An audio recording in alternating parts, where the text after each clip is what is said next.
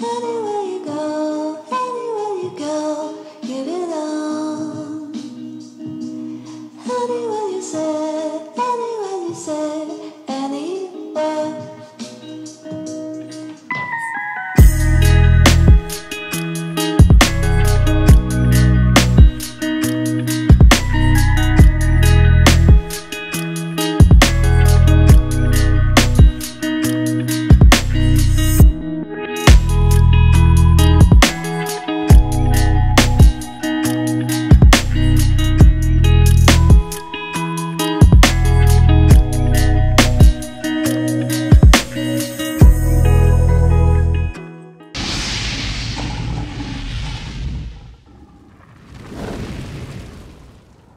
Bonjour à tous, bienvenue sur la chaîne YouTube Mécanique Sportive, c'est Nicolas. Aujourd'hui, je vous présente la nouvelle Renault Clio avec ce restylage en version e-tech. On parle en même temps de toutes les motorisations, mais je suis un des premiers dans le monde à pouvoir l'essayer. La voici, la voilà. On va faire un test sur tout type de route. On est ici en Belgique, dans un petit coin sympa, en Wallonie. Je ne sais pas si on dit Wallonie ou Wallonie. N'hésitez pas à me dire si vous savez. Je sais que j'ai un petit public belge aussi. Pour essayer cette voiture, je vous représente rapidement l'extérieur, les caractéristiques et surtout ce qui va être intéressant aujourd'hui, c'est de l'essayer sur route, parce que je vous l'avais déjà présenté en studio, j'avais fait une première mondiale. Bon alors, la Clio, elle existe depuis 1990, ça fait 33 ans qu'on connaît le mot Clio. Ils en ont vendu 16 millions d'unités, 16 millions c'est juste énorme, 5,8 millions juste en France. Donc, un tiers des Clio sont sur le territoire français. Ça, c'est assez incroyable également. Petite anecdote, celle qui était le plus vendue, c'était la Clio 2. Même à cette époque-là, il y avait une Clio V6. On me l'a rappelé pendant la conférence de presse, et ça, je me dis, c'est vrai, ils avaient fait une Clio de folie à cette époque-là. Aujourd'hui, cette version e-tech 145 chevaux avec de l'hybridation, elle existe toujours en plusieurs motorisations. Clio, actuellement, c'est une voiture qui se vend beaucoup, mais qui peut servir dans tout type d'usage. Ça peut être vraiment la première voiture et la seule voiture du foyer. Elle est disponible en essence, le SCE 65 chevaux. Elle est disponible en TCE 90. Elle est disponible en diesel ensuite, en DCI 100 chevaux. Ensuite, petit avantage qu'ils ont, Renault et le groupe Renault, c'est comme Dacia, ils ont le moteur GPL, le TCE 100 GPL, qui fait 90 chevaux en essence, 100 chevaux en GPL, avec le réservoir que l'on met dans le coffre à la place de la roue de secours, où ça nous donne une autonomie de plus de 1000 km avec les deux réservoirs cumulés. Et ensuite, la version hybride, celle que je vous présente aujourd'hui, le 4 cylindres, 1,6 litre. Le moteur fait 94 chevaux et le reste, c'est de l'électrique. On peut rouler bien sûr en 100% électrique avec, on a un petit bouton EV, mais également la voiture va pouvoir rouler même à 130 en électrique lorsqu'elle va couper le moteur thermique et on verra. Les consommations sont assez dingues. Renault annonce 4,2 litres et sur le trajet qu'on va faire aujourd'hui, plus d'une centaine de kilomètres, même quasiment 200 au final sur l'aller-retour, on fait mieux que les 4 litres 2. Alors j'étais quand même assez bluffé. Si vous vivez à la campagne, des petites routes ou en ville, c'est vraiment un modèle très intéressant au niveau des consommations en hybride. Et au niveau du tarif, il nous a été révélé il y a quelques minutes seulement, 30 minutes à peine, 27 400 € pour cette version. On n'a pas encore les tarifs des autres versions. Ça arrivera dans les semaines à venir ou les quelques jours à venir. Pour le moment, voilà. Tout ce qu'on sait, c'est dans cette finition Esprit Alpine, moteur e-tech, 27 400 €. C'est plutôt bien placé, je trouve. Au niveau des dimensions, elles ne changent pas. Toujours 4,05 m de long, 1,99 m de large et 1,44 m de haut. Au niveau de la garde au sol, donc par rapport à ce qu'il y a devant, 14,2 cm de haut lorsqu'elle est vide et lorsqu'on est à 5 personnes dedans, ça descend à 11 cm. Le coffre, on en reparle lorsqu'on est à l'arrière. Pas mal de nouveautés également sur cette voiture, sur l'avant, sur l'arrière et à l'intérieur, on en reparle dès que je vous montre l'intérieur. Pour le système hybride, donc c'est le moteur comme on connaît, sans embrayage, avec une batterie de 1,2 kWh et deux moteurs, un gros alterno-démarreur, ensuite un moteur supplémentaire couplé à cette boîte de vitesse. Cette nouvelle Clio, elle sera donc disponible en 7 couleurs. On l'a dans ce bleu également. Regardez ce gris rafale qui est disponible, qui était apparu sur la nouvelle Mégane e-tech. On l'a disponible maintenant. Ici, on a toujours l'orange, le bleu, le blanc, le rouge, le noir et les gris. Et les gris même sont assez sympas sur cette version. Sur la face avant, on voit quand même clairement les évolutions et le côté beaucoup plus moderne, là surtout là, ça, plus voilà, Le capot reste inchangé, on a toujours le même haut ici, là-haut, tout ça, ça ne change pas, c'est toujours l'ancienne version. Donc là, c'est un restylage, mais ils ont quand même pas mal travaillé sur cet avant. On retrouve le nouveau logo Renault, ici en plein centre, donc avec ces deux losanges entrelacés, une calandre spécifique avec des petits miroirs ici, des petits réflecteurs qui se teintent de plus en plus foncés, plus on va vers le logo pour donner justement un effet de dimension 3D à ce logo. Et c'est vrai que selon l'angle, eh bien, on voit quand même des jeux de perspective, des jeux de lumière sur cette calandre. Ensuite, donc le bandeau noir qui s'étire jusqu'à là, jusqu'au feu ici. Donc on a des feux 100% LED sur toutes les versions et la nouvelle signature lumineuse de chez Renault qu'on va retrouver sur le futur Scénic, qu'on retrouvera sur la R5 qui arrivera bientôt, la R4. Tout ça, ça arrive très bientôt, hein, l'année prochaine. Il va y avoir pas mal de nouveautés. J'ai hâte de voir tout ça parce que là, ça commence à bien évoluer. Le Rafale aussi qui dispose de cette nouvelle signature, mais Rafale, lui, sort seulement printemps l'année prochaine. Le Rafale, je vous l'ai présenté il n'y a pas longtemps, c'est le nouveau gros SUV ultra haut de gamme de chez Renault. Le rideau d'air ici sur le côté pour jouer sur le côté aérodynamique et ses lignes horizontales avec des tailles différentes. Bon, tout ça pour étirer également toujours la voiture. La lame F1 ici qu'on a retrouvée et qu'on a découvert sur la Mégane E-Tech avec cette couleur biton comme ça. Il me semble que même capture là de cette façon. Donc là on l'a en grise puisqu'on a en finition Esprit Alpine. Esprit Alpine qui nous amène ça à l'avant et à l'arrière. Je vous montre aussi également sur une sorte de petit diffuseur ou tout en bas. On retrouve les capteurs ici pour les aides à la conduite. On peut avoir la conduite de niveau 2. Malheureusement, aujourd'hui, je ne vais pas avoir la conduite de niveau 2 puisqu'on a le volant chauffant et les sièges chauffants. Si vous prenez l'option volant chauffant, on ne peut pas avoir la conduite de niveau 2 parce qu'on n'a pas les capteurs dans le volant. Alors ça, c'est un petit peu dommage. Mais dans tous les cas, pour la France, on n'aura pas ces options, ni volant chauffant, ni siège chauffant. Bon, c'est selon les pays, donc on a une version qui n'est pas destinée à la France aujourd'hui. Mais sinon, tout le reste est pareil. C'est juste quelques options qui changent selon les pays. Sur le bas, on retrouve la lame bleue, ensuite des plastiques ici bruts sur les aérateurs et des grilles ici, puisque on a quand même de l'air qui rentre à l'intérieur. On retrouve caméra sous les rétros, caméra à l'avant et à l'arrière. Alors, pas forcément très haute qualité les caméras, mais on a au moins des caméras 360 sur cette voiture, ce qui reste quand même un vrai plus. Sous le capot, comme je vous disais, on a le choix entre de l'essence, du diesel, du GPL ou de l'hybride comme aujourd'hui. Et ce moteur hybride, 1,6 litre, 94 chevaux, plus deux moteurs, 36 kW plus 18 kW, les deux réunis, plus le troisième thermique, ça nous donne 145 chevaux. Une évolution en gros de l'ancienne Clio E-Tech qui faisait elle 140 chevaux. Il y a eu un petit peu de travail également sur l'efficience, sur le transfert d'énergie pour amener ce petit puissance supplémentaire et également des consommations en baisse. Donc la version que je vous présente aujourd'hui, c'est l'Esprit Alpine, mais elle sera disponible en 3 finitions, en Évolution, Techno et Esprit Alpine qui sera le plus haut de gamme. Sur le côté, je pense que c'est là où on voit le moins de changements, ça reste la même. On a les entourages en noir, surtout sur cette finition, avec les rétros en noir, les poignées toujours type frigo sur l'avant et cette sensation de couper puisqu'on n'a pas de poignée ici, mais on a toujours la poignée en haut dans la portière ici. De ce côté-là, on mettra de l'essence ou du diesel ou du GPL si on veut.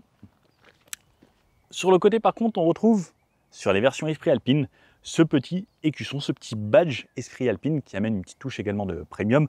Et voilà, c'est quand on met le logo sur le côté, c'est les voitures souvent très premium. On peut voir Ferrari, Lamborghini qui font ça. Bah, c'est sympa, j'aime bien la petite touche. Et surtout, ces nouvelles jantes diamantées Alpine, c'est marqué Alpine tout en bas. Et surtout, ce centre de roue en bleu avec le nouveau logo noir en plein centre. C'est vraiment très joli. Alors, ce rond bleu autour du cabochon de roue, c'est seulement sur la version Esprit Alpine, sinon ce sera juste le logo en plein centre. Au niveau des tailles de roues, on aura le choix entre du 16 ou du 17 pouces et aujourd'hui bien évidemment c'est du 17. Sur le côté on retrouve pareil, finition Esprit Alpine, une petite partie grise comme la lame avant et comme le petit insert ici, ça ce sera les petites touches Esprit Alpine. Sur l'arrière, là on n'a pas trop de changements, surtout ce qu'on va remarquer c'est les feux arrière. Donc on a toujours la signature LED, on a les clignotants qui sont quand même à ampoule à l'avant. D'ailleurs, voilà à quoi ça ressemble le clignotement. Sur l'arrière, ils ont juste changé la partie vitrée qui était rouge avant et qui devient maintenant transparente. Ça donne un petit peu les feux Lexus qu'on avait à l'époque, sauf que là, il y a un petit peu moins de chrome, mais ça donne quand même un caractère plus sympa et plus moderne à cette voiture. On retrouve le nouveau logo également, ici avec la caméra en plein centre, comme ils ont l'habitude de faire chez Renault. Le Clio siglé en noir et ensuite tout est peint sur l'arrière, pas de plastique apparent, ce qui est plutôt sympa. Et cette lame ici grise, comme je vous disais, qui amène ce côté également sur la touche finition esprit alpine. Les vitres arrière surteintées, l'essuie-glace ici et l'antenne type requin qui est peinte de couleur noire également là-haut. Au niveau des coffres, plusieurs volumes dispo. Et d'ailleurs, pour ouvrir le coffre, comme on peut le voir, c'est pas là, il faut aller chercher tout en bas, ici, et je l'ouvre. Dans le coffre, soit 391 litres, soit 366 litres, selon les versions que vous aurez. On peut avoir le réservoir de GPL qui est situé ici, sous le plancher du coffre. Aujourd'hui, on a une roue de secours avec le kit pour soulever et changer sa roue, ce qui est plutôt pratique. La roue de secours, moi, je préfère plutôt que le kit anti-crevaison. Le volume de coffre, donc, qu'est-ce que ça donne? Le Nico, est-ce que ça rentre là-dedans? Vous me connaissez, ça rentre partout, un Nico. Donc, ici, 1,80 m, 75 kg, ça passe. Comme on est sur une finition esprit alpine, on a la sono Bose, donc un haut-parleur avec le caisson de basse qui est de ce côté-là. On a une sono plutôt correcte, Bose, il sait lui faire. Au niveau de la banquette arrière, elle se rabat en 2 tiers, 1 tiers. Ici, on a les fixations Top Taser et Isofix sur les 2 sièges d'extrémité. Allez, je vous montre à l'intérieur. À l'arrière, bon, vous connaissez la Clio. Je rentre, je m'installe plutôt facilement. Donc, ça reste quand même une compacte. J'ai de l'espace au niveau des genoux. Dès que je rentre, le siège à l'avant est réglé pour moi. Celui-ci aussi, je les ai réglés pour moi. Tous les deux. La portière full plastique ici. Donc plastique dur tout le long. Voiture simple. Une sorte de plastique sur le petit accoudoir caoutchouteux un peu bizarre. La poignée là-haut. Au niveau des sièges, par contre, les sièges, on n'a plus du tout de cuir dans les versions de cette Clio. Soit c'est du TEP, soit c'est du PET, plastique recyclé. Donc pareil, même pour ces imitations cuir, c'est des imitations. Et franchement, la texture est pas mal, c'est plutôt agréable. Et ça change du cuir, et l'avantage, c'est que ça se recycle, parce que du cuir, ça se jetait à la poubelle. Mais effectivement, qu'est-ce qu'on fait des animaux qu'on mange? Il restait de la peau, bon, bah, ça ira à la poubelle. Petit truc, j'y pense également, fixation Top Taser Isofix sur ce siège avant, ça c'est bien pratique, donc ça veut dire qu'on pourra mettre 3 sièges bébés. Finition esprit alpine, donc on a ces surpiqûres ici en bleu et en noir. On a les ceintures également avec le liseré bleu sur les côtés. On n'a pas d'accoudoir central, mais on a 3 places. Moi, je suis bien installé. Les sièges me maintiennent extrêmement bien sur les côtés. Ils sont creusés. Pareil ici au niveau de l'assise, c'est bien creusé.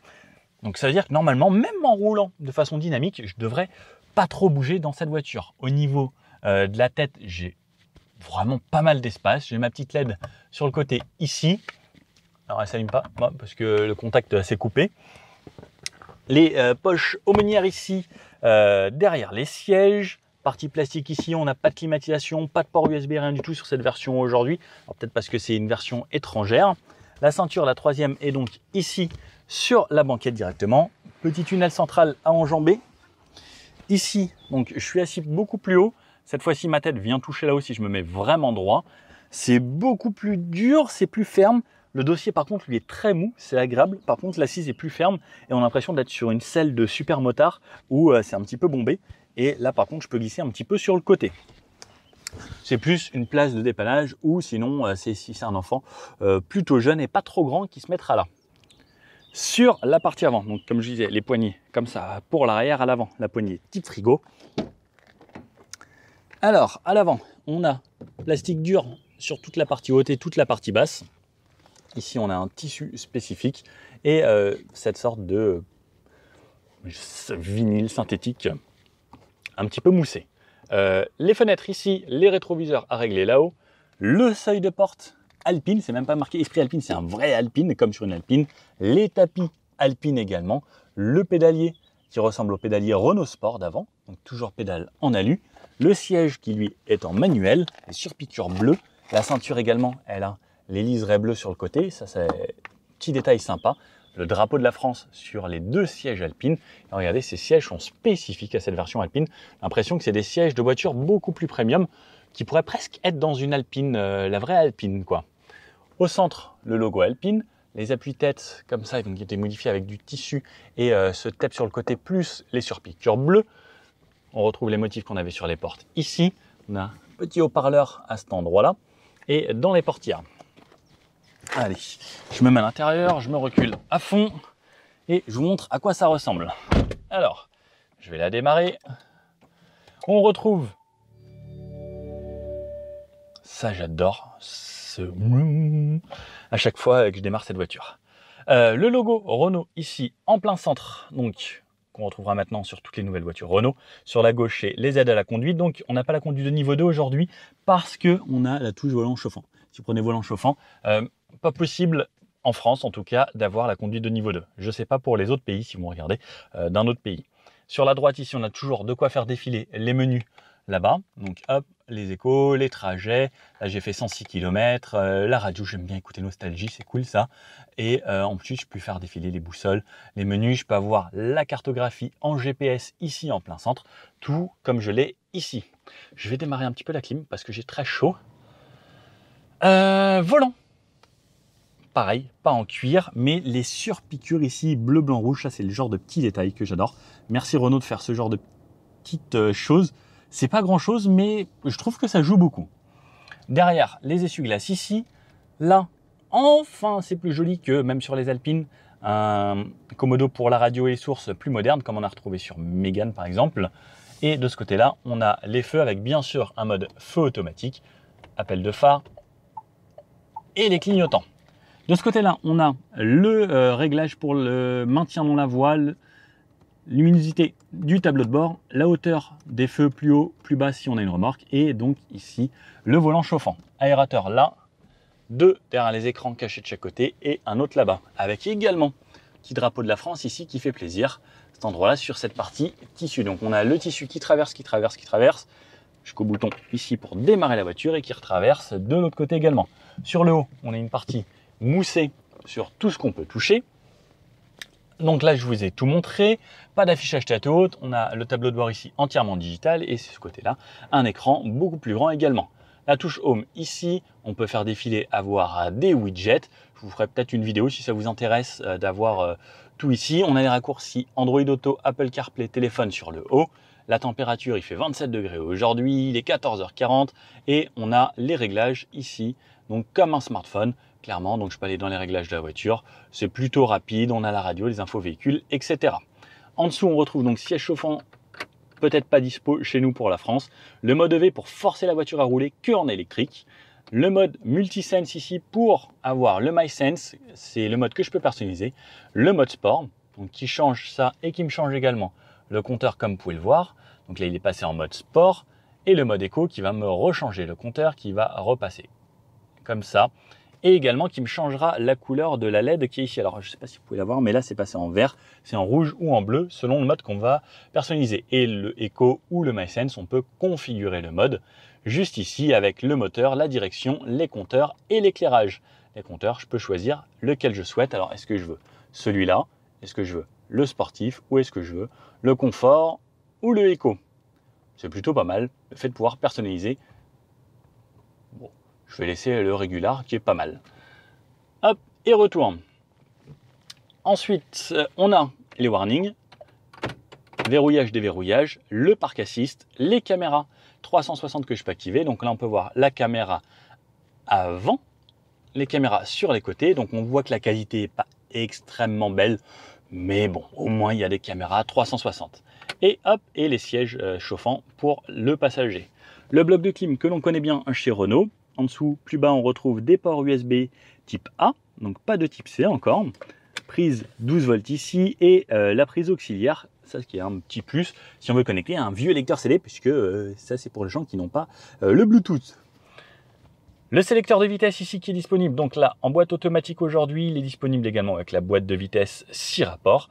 Parking en haut, reculé de cette façon, ce qui m'active mes caméras 360 degrés, neutre, le mode Drive, donc pour conduire, et le mode B pour la régénération tout en bas. Ensuite, plus bas, on retrouve la clé ici. Donc la clé ressemble à ça. Toujours la carte main libre chez Renault avec déverrouiller et ça, allumer les lumières de loin et ouvrir le coffre si je veux. Et toujours son petit emplacement ici, juste pour elle. Le frein de parking, le auto hold, donc frein à main et de quoi ne pas freiner lorsqu'on est à l'arrêt. Double porte-gobelet ici où je peux mettre mes petites bouteilles d'eau. Le petit accoudoir ici qui est mobile et sur piqûre bleue pour rappeler ce qu'il y a sur les sièges est un tout petit peu moussé. On peut le soulever et à l'intérieur on retrouve juste un petit rangement où une bouteille comme ça rentre très facilement. Il reste encore un petit peu de place d'ailleurs. Les sièges, je vous ai montré. Il y a une poignée ici. Donc lui, il a une poignée. Mais c'est tout. Les autres n'ont pas. Le tableau de bord, je vous ai montré la portière. Je vous ai montré la boîte à gants. Ça ressemble à ça. Elle est plutôt profonde. Regardez, une feuille A4 rentre sans problème au fond. Donc normalement, je pense qu'on pourra mettre 2 bouteilles d'1,5 litre ici sans problème. Je pense que je vous ai tout montré. Non, je vous ai pas montré que ça se refermait ici. Hop, voilà. Là, non, je vous ai pas montré le haut. Rétro, borderless, sans bord, c'est vraiment beaucoup plus joli. Électrochrome également, c'est-à-dire qu'il se teinte la nuit tout seul. La touche SOS sur le haut et mes petites LED juste ici. Le pare-soleil, là, par contre, le pare-soleil, lui, n'a pas de lumière ni sur le haut. Par contre, il y a le petit micro pour quand vous êtes au téléphone en Bluetooth. Bon, allez, c'est parti, allons l'essayer et après on se fait un petit débrief.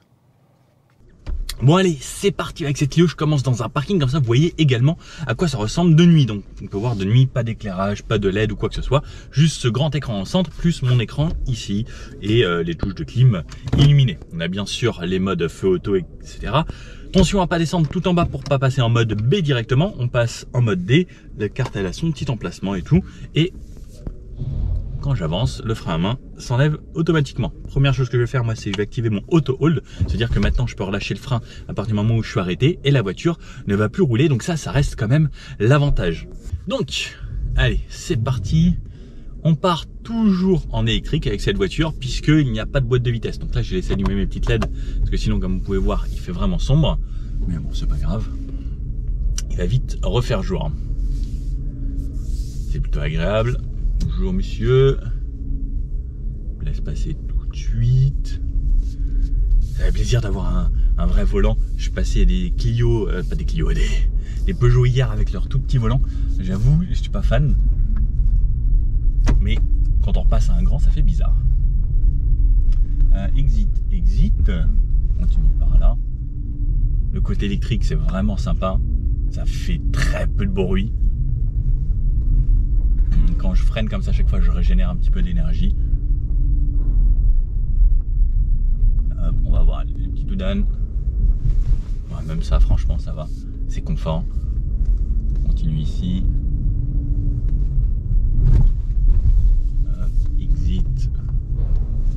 Exit. Et ça se lève tout seul. Pour le moment, comme c'était de la descente, ça n'a toujours pas démarré le moteur. On a une petite batterie de 1,2 kWh. Alors, est-ce qu'il va avancer? Ça, c'est le côté agréable. C'est quand on est dans une petite zone urbaine ou autre, de rouler vraiment en silence. Ça me dit là, donc c'est pas là. Hop. Ce que j'adore, c'est à l'arrêt, silencieux. Donc ça, c'est vraiment le côté hybride. Après, comme on disait dans la présentation, vous aurez tous les choix niveau motorisation. Il y aura de l'essence, du diesel, du GPL et de l'hybride. On va attendre par ici. J'aime bien le petit bruit du clignotant. Allez, c'est parti. Ça roule. Donc là, on est déjà à 50. Wow, en fait, ça va vite à 50. Alors, il faut que je suive, on m'a dit, l'autoroute Bruxelles. Par là, Bruxelles. Au pire, c'est pas grave, le GPS se retrouvera. Prenez la deuxième sortie à droite. Alors, par contre, je vais couper le son. Alors, ce qui est bien, c'est facile, impeccable. Donc, ici, je crois que c'était pas là qu'il fallait que je sorte. Si, c'est bon. C'est pour après, dans 800 mètres. Donc ici, c'est 70. Alors, moi, ce que j'aime bien, première chose, c'est tout de suite me mettre mes aides à la conduite. Comme ça, au moins, je respecte. En plus, en Belgique, c'est comme en France, il y a plein de radars et autres. Donc, on va le faire comme ça. Donc là, on est en Belgique. Sur les routes ici, ça va être ensuite 120 à 70. On a un petit peu de bruit de roulement quand même dans la voiture. On entend un petit peu ce qui se passe.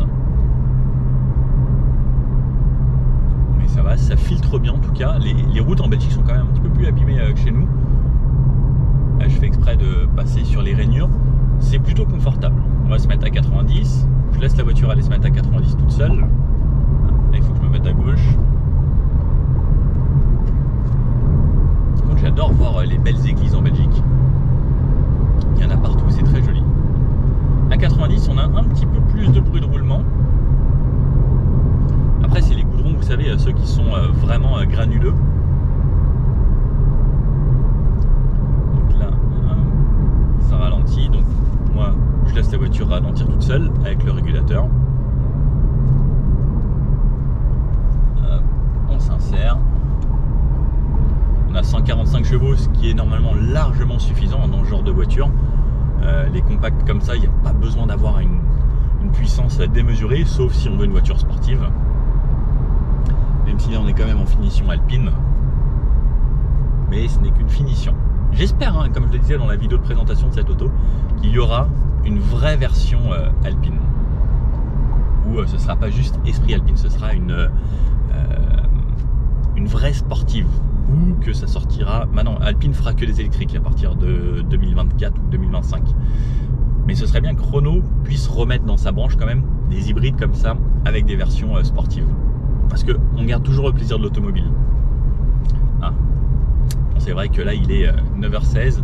On va arriver dans les bouchons aux alentours de Bruxelles. J'espère faire un petit bout d'autoroute pour vous. Ce serait pas mal. Après, il me semble que les autoroutes sont gratuites ici en Belgique. De mémoire. Allez, je m'insère ici.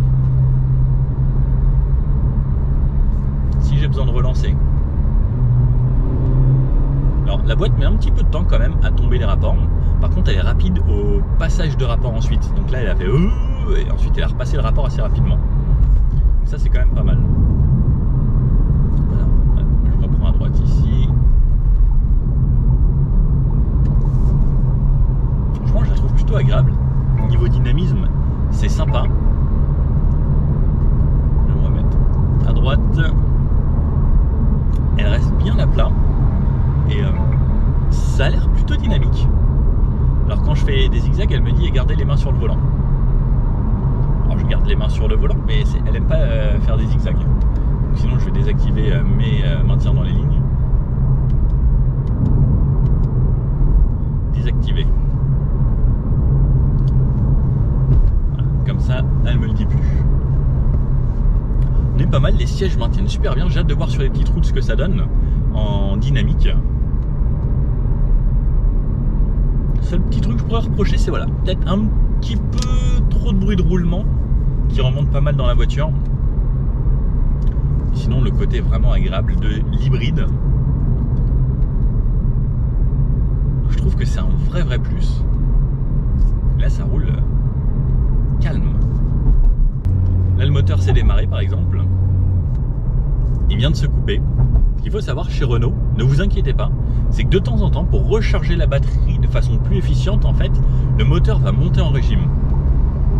Pour se dire voilà, par exemple à 4000 tours, c'est la meilleure plage de régime pour que la voiture roule et que je recharge la batterie. Donc des fois on va avoir le moteur qui quelques petits temps. Ça le fait beaucoup moins qu'avant parce qu'ils ont quand même fait des mises à jour. Mais il essaye de recharger le plus rapidement possible pour pouvoir ensuite, là je roule qu'en électrique. Donc c'est assez intéressant comment c'est fait. Mais il faut le savoir, parce qu'au début ça peut surprendre, on peut se dire mais pourquoi la voiture essaye de se mettre plus haut? Alors non, elle ne va pas consommer plus. En fait on va voir qu'au final, niveau consommation, sera vraiment beaucoup plus correct. Alors les autoroutes en Belgique sont très bruyantes. Là voilà, ça a changé, c'est beaucoup mieux. Donc ici c'est 100 km/h de ce que je vois, en plus il y a un radar. Donc je me remets mon régulateur, 100 km/h. Track Control, ils appellent ça ici le radar. Ouh, il y en a vraiment pas mal dans le coin. Ce qui est bien, c'est que Renault aussi les indique. Ça me l'indique au tableau de bord ici, ça me l'indique sur le GPS. Ça, vous pouvez prendre l'option radar, qui peut être un petit plus. Après, lorsqu'on est en dehors de la France, ça marche sur Waze et Maps, les radars, c'est signalé également. Sauf en France, ils ont dit non, bah nous on veut se faire de l'argent, quoi. Donc là, 100 km/h. J'entends un petit peu ce qui se passe autour. Là, je suis juste derrière un bus, donc forcément, on entend un petit peu plus. Mais ça reste confort. peut-être un petit peu bruyant. En vrai, c'est d'une Clio, hein. C'est pas le nouveau Rafale. D'ailleurs, n'hésitez pas à me dire ce que vous pensez du nouveau Rafale. Moi, je le trouve incroyable. J'ai hâte de l'essayer. Nouvelle voiture haut de gamme par Renault. Donc, allez, je vais le mettre à 120. Alors, pour relancer par exemple de 100 à 120, je vais me faire pied plancher. 123. Alors, le moteur monte très très haut dans les tours. On se dit, waouh, ça.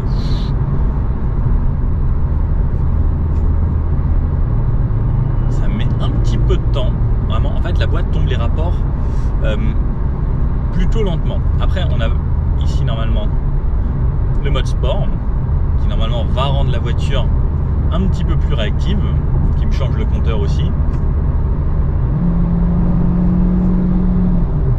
Ouais, ça la rend un poil plus rapide la boîte. Ça change pas tant que ça, mais un petit peu plus. Bon allez, à 120, je le remets en mode MySense, le GPS. Ah, ça me dit qu'il y a encore un radar un peu plus loin. Mais à 120, il n'y a pas forcément de grosse différence. Ouais, c'est pas inconfortable. Le moteur, je l'entends un petit peu, mais ça reste correct. C'est pas trop mal. Et donc là, je viens de quitter l'autoroute, sortie d'autoroute, j'ai freiné. Ça m'a rechargé pas mal la batterie, plus elle était déjà à la moitié.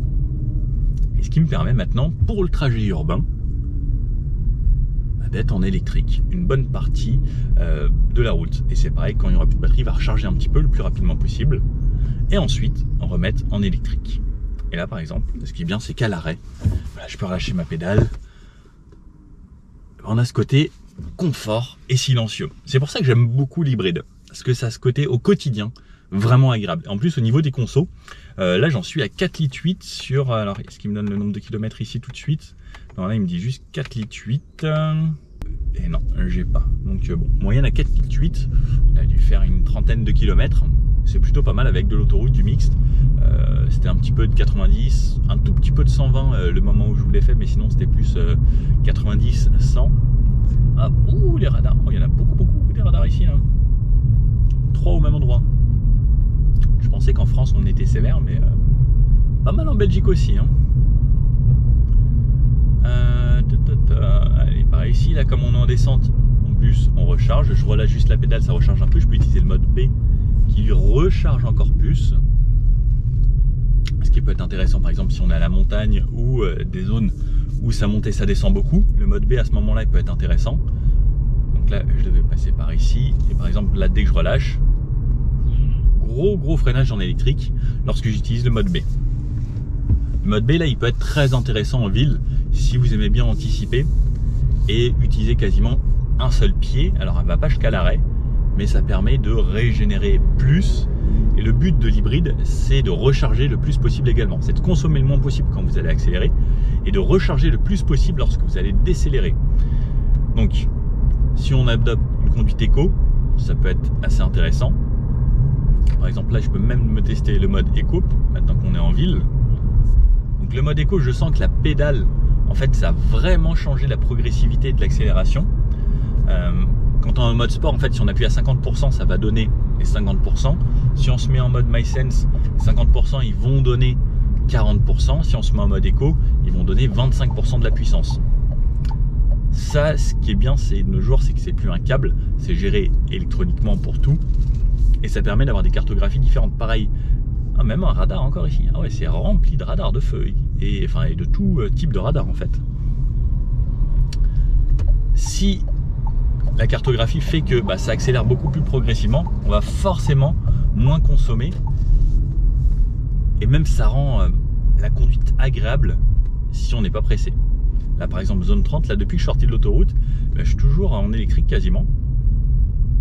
Juste là c'est un petit peu en descente donc je consomme quasiment rien. J'aime beaucoup la Belgique et toutes ces petites maisons en pierre, ces petits endroits. À l'époque j'allais à Tournai. Par contre le radar fonctionne pas bien. Ah si, c'était la voiture de derrière. Ce qui m'affichait 34 alors que j'étais à 27. Par contre là on va pas se le cacher. Pour la ville comme ça c'est quand même très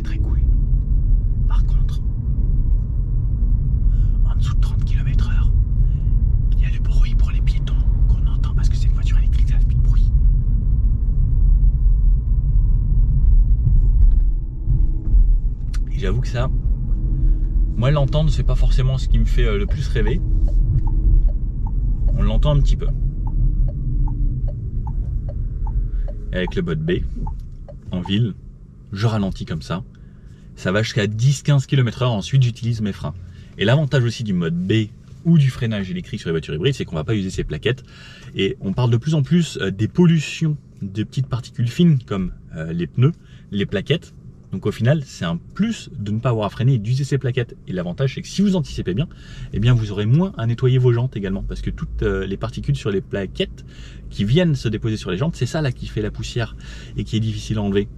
Et là, avec ce genre de voiture, bah, si vous anticipez bien, on n'utilise quasiment pas les plaquettes. Ça, c'est intéressant. Mais pour la ville, comme on peut le voir là, bah, c'est calme, agréable, ça roule bien. Il me reste 620 km d'autonomie en essence. Bah, pas mal, hein. La voiture est toute neuve, elle a 340 km. On est les premiers dans le monde quasiment à pouvoir la rouler. Très très cool. J'aime beaucoup cet intérieur. Ça fait texturer, c'est sympa et ces sièges alpines sont quand même bien cool. Et le maintien est bien, ils sont fermes quand même, mais d'un côté avoir un petit peu de fermeté c'est pas plus mal des fois parce que trop confortable on sait pas trop comment se mettre. Et je repars. Dans le silence. C'est vrai qu'ils sont bons là-dessus sur l'hybridation pour la ville Renault. J'ai essayé hier l'hybridation du 3008, rien à voir. Depuis tout à l'heure, je roule en électrique. J'ai traversé une bonne partie de la ville et c'est assez impressionnant. L'autonomie électrique dure pas mal, surtout quand on est à 30. Là, j'essaye de faire redémarrer le moteur thermique. Mais je vous avoue que la batterie dure pas mal. Ah, ça y est, là, il redémarre. Alors, on l'entend quand il redémarre.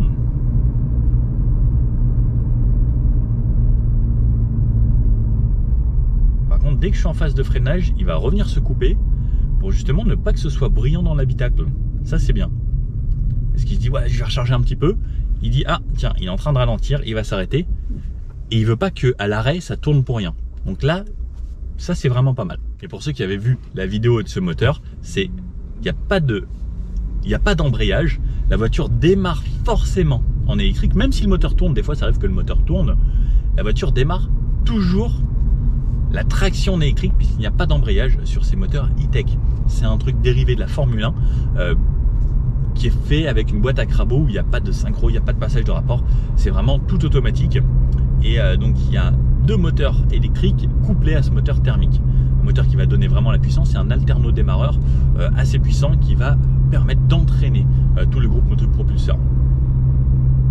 Là par contre, voilà, je suis en montée, la batterie a besoin de se recharger, il recharge, donc il est un petit peu haut dans les tours.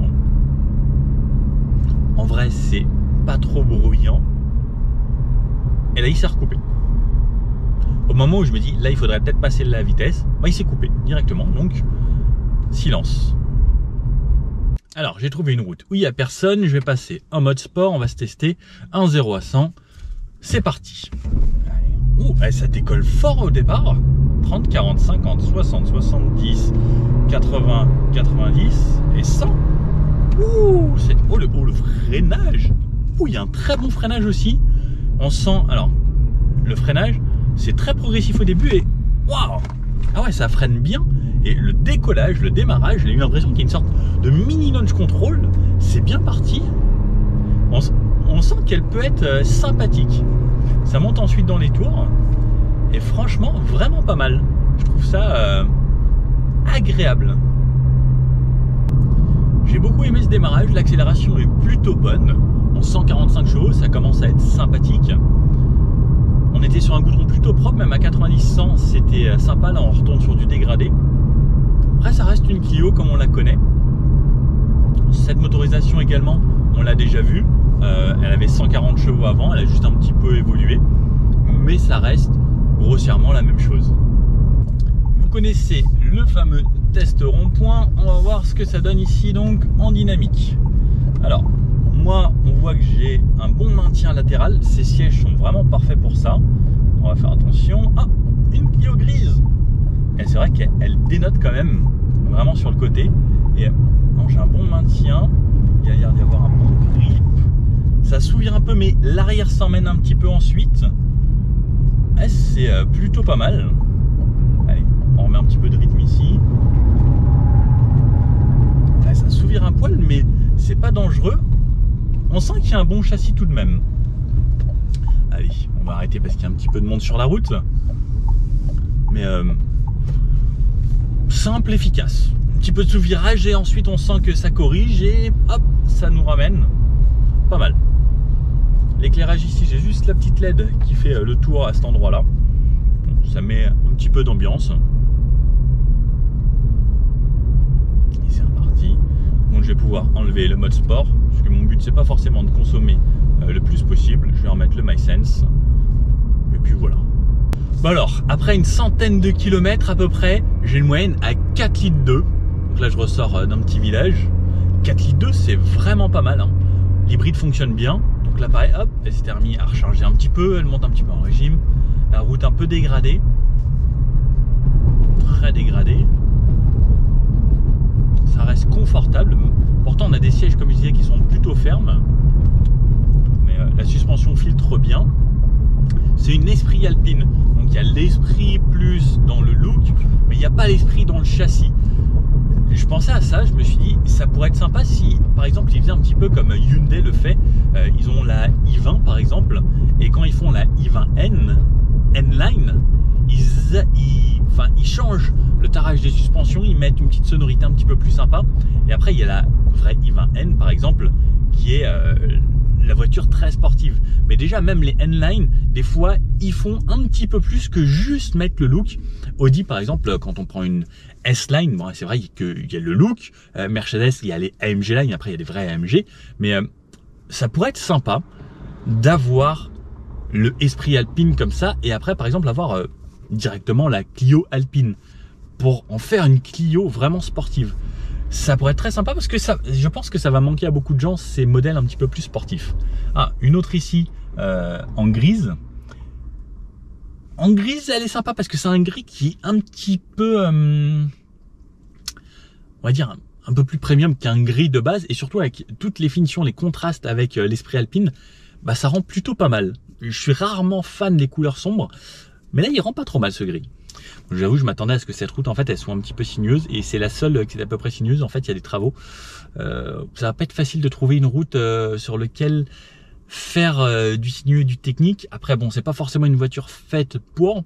Mais en tout cas, moi, ce que je trouve assez cool, c'est que là, j'ai fait beaucoup de routes à 90, 100, après du 70, des routes de campagne. Et 4 litres 2, bah, c'est vraiment bien. Et on voit que le système hybride fonctionne parfaitement. Après, on aime ou on n'aime pas ce système. Petit truc qui pourrait me déranger, c'est les montées en régime de temps en temps, mais après quand on met un petit peu de musique, on l'oublie assez vite. Alors petit truc que j'ai remarqué, je me souviens plus si elle faisait avant également, c'est à 50 km/h avec l'électricité, et ce moteur électrique, il y a un sifflement, un petit bruit strident qui se produit entre 50 et 52 km/h à peu près. Et dès que je ralentis, il disparaît. Après on a toujours, vous savez, un petit peu ces sifflements comme on a sur une voiture télécommandée quand elle roule, les petits bruits électriques. On l'a pas, on le retrouve aux alentours de 40,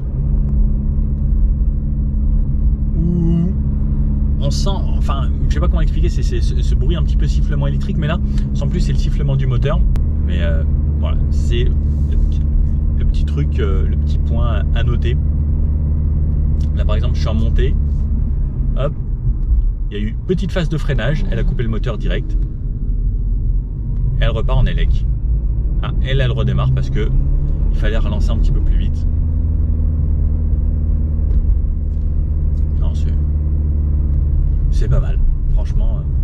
Ce qui est bien, c'est on sent peu le passage de rapport. Il y a du couple quasiment tout le temps. Et les consoles, 4 litres 2, ça bouge pas. J'arrive pas à remonter au-dessus ou à descendre en dessous. Ça reste une très très bonne moyenne, 4 litres 2. Je pense que si on fait que de la ville, il y a possibilité, à mon avis, en se débrouillant bien, de descendre assez bas. Ou en faisant que des petites routes à 70 en campagne. Je pense que c'est vraiment possible de faire des consos très très intéressantes avec ce genre de voiture hybride. Bon alors, cette Clio, Oui ou non? Bah oui, clairement. Elle a plus de style que l'ancienne, elle est plus moderne, elle fait un petit peu plus viril, surtout dans cette finition esprit alpine très sympa. Version e-tech ou pas version e-tech, ça dépend vraiment de vos choix, de votre budget également, puisque effectivement juste une version essence coûtera moins cher. Au niveau des consos, comme on a vu, aux alentours de 4 litres, c'est juste incroyable. Vraiment sur un mixte en plus, hein, on a vraiment roulé beaucoup. Sur autoroute, ça consommera forcément un petit peu plus, mais sur les petites routes de campagne, en fait, c'est hyper intéressant. Après, il faut juste se faire à ce système spécifique de chez Renault qui peut faire un petit peu de bruit dans certaines conditions. Mais au final, sur les consos, ça a de l'avantage, ça a de la reprise, ça a du couple. Ça a pas mal d'avantages quand même cette version e-tech. J'aimerais bien essayer les autres versions, ça viendra sûrement sur la chaîne parce que je voudrais bien essayer les versions même GPL ou la TCE 90 qui se vendent aussi vraiment pas mal. C'est surtout les versions essence qui se vendent chez nous en France. Et les versions e-tech sont en train de monter de plus en plus. Ça représente une voiture sur 4 vendue actuellement. Et en gros, 2 voitures sur 4, c'est des essences. Pourquoi pas l'essayer prochainement, même en boîte manuelle, pour voir ce que ça va donner. En tout cas, j'ai bien aimé cette auto. Le look, voilà, un petit plus, ça reste toujours confortable. Juste le petit sifflement, moi, qui m'embêtait un petit peu à 50 km/h. Alors, à sa décharge, c'est une voiture qui a seulement 300 km. C'est les toutes premières voitures qui sont sorties de l'usine. Elles n'ont pas été rodées avant qu'on les utilise. Donc, peut-être que ça va s'améliorer. À voir sur le long terme, il faudrait que j'en reprenne une dans quelques temps. Mais voilà, en tout cas, voiture agréable au quotidien. Il y a toutes les technologies dont on a besoin, les aides à la conduite. C'est plutôt bien. N'hésitez pas à me dire ce que vous en pensez. Est-ce que Clio, c'est une voiture que vous prendriez ou est-ce que vous seriez plutôt autre voiture? Si c'en est une autre, n'hésitez pas à me dire dans les commentaires ce que c'est. Si vous aimez cette vidéo, de petits pouces bleus comme ça. Et puis, n'hésitez pas à vous abonner, à partager cette vidéo. Il faudrait qu'on arrive bientôt à 100 000, s'il vous plaît, les copains. J'aimerais bien qu'on arrive à 100 000 sur la chaîne. Allez, à bientôt. Ciao pour de nouveaux essais.